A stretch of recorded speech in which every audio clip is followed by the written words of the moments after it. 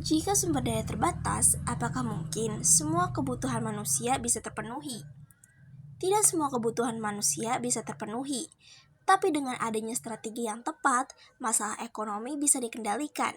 Inilah yang akan saya bahas, yaitu cara mengatasi masalah ekonomi. Namun, sebelum memulai topik yang akan saya bahas, izinkan saya untuk memperkenalkan diri saya terlebih dahulu. Perkenalkan, nama saya Ananda Natane Moris, absen 4, kelas 10C, dari SMA Negeri 11, Jakarta. 1. Menentukan pilihan yang tepat. Untuk mengatasi kelangkaan, setiap orang harus menentukan pilihan yang tepat dan paling menguntungkan. 2. Memanfaatkan biaya peluang. Biaya peluang adalah segala sesuatu yang dikorbankan untuk mendapatkan sesuatu.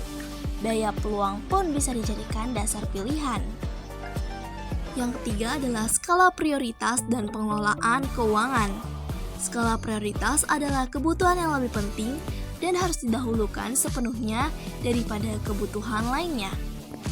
Skala prioritas terbagi menjadi 3 golongan. Golongan pertama adalah kebutuhan primer dan kebutuhan sekarang. Golongan kedua terdiri dari kebutuhan sekunder dan kebutuhan masa depan. Golongan ketiga terdiri dari kebutuhan tersier. Selanjutnya adalah mengelola keuangan. Mengelola keuangan adalah proses perencanaan, pengaturan, pemantauan, dan pengendalian sumber daya yang dapat dilakukan dengan 1. Membuat pembukuan keuangan, 2. Memonitor dan mengevaluasi secara berkala, 3. Membiasakan diri untuk menabung. Keempat, mengatasi masalah ekonomi mikro. Mengatasi masalah ekonomi mikro dapat dilakukan dengan 1. Menentukan pilihan yang tepat untuk mengatasi masalah kelangkaan. 2.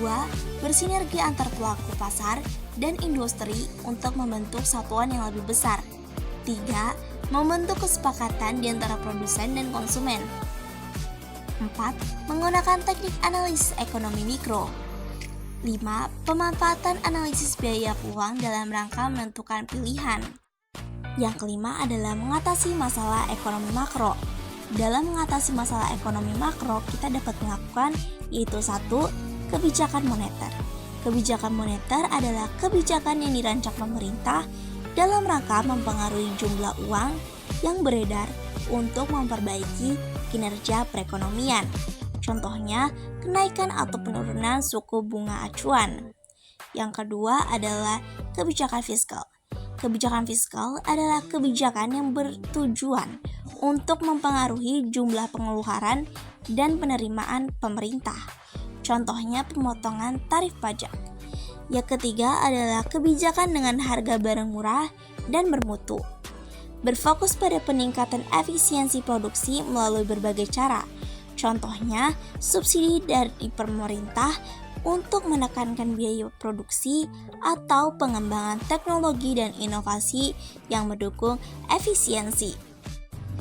Yang keenam, sistem ekonomi sebagai solusi masalah ekonomi. Dimulai dari sistem ekonomi tradisional. Sistem ekonomi tradisional adalah sistem ekonomi yang paling sederhana dan dijalankan berdasarkan kebiasaan, adat istiadat, dan tradisi turun-temurun. Ciri-ciri dari ekonomi tradisional yaitu 1.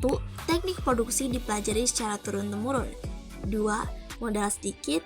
3. Pertukaran dilakukan dengan sistem barter. 4. Belum mengenal pembagian kerja. 5. Terikat tradisi. 6.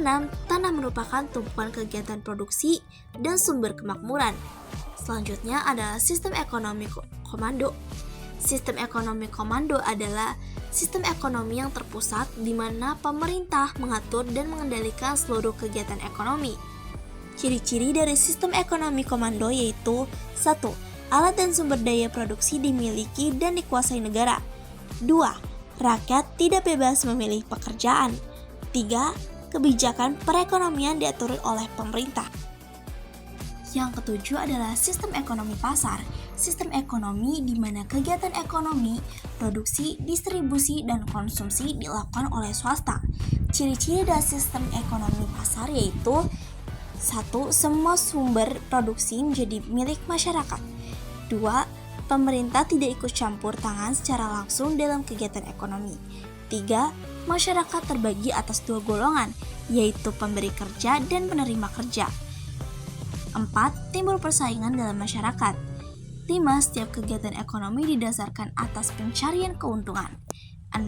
Kegiatan ekonomi selalu mempertimbangkan keadaan pasar. Yang ke-8, sistem ekonomi campuran.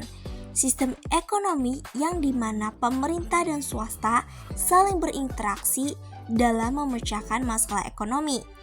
Ciri-ciri dari sistem ekonomi campuran yaitu 1. Perpaduan pasar dan rencana. 2. Keseimbangan peran. 3. Kepemilikan sektor swasta. 4. Intervensi pemerintah. 5. Mencegah monopoli penuh. Kesimpulannya adalah dalam mengatasi masalah ekonomi, yang paling utama adalah mengambil keputusan yang tepat melalui kerjasama antar pelaku untuk memecahkan masalah ekonomi.